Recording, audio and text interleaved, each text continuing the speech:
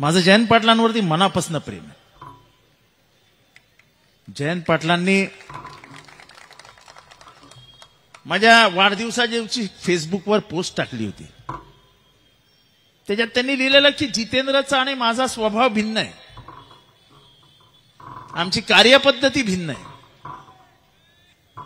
त्यांचं म्हणणं होतं की जितेंद्र तू फारच आक्रमक आहेस आणि तू पटकन रिॲक्शन देतोस.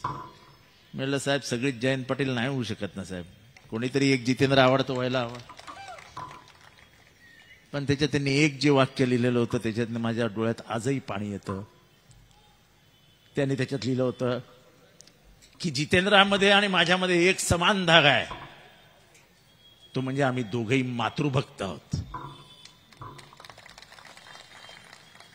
आज त्यांच्या हृदयाला काय वेदना झाल्या असतील या फक्त मी जाणू शकतो.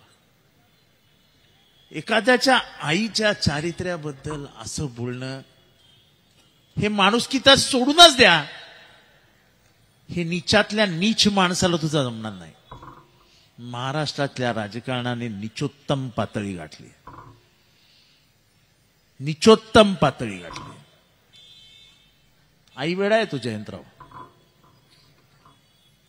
काय बोलता तुम्ही? चव आहे कोल्हापुरी, गोकुळ लई भारी.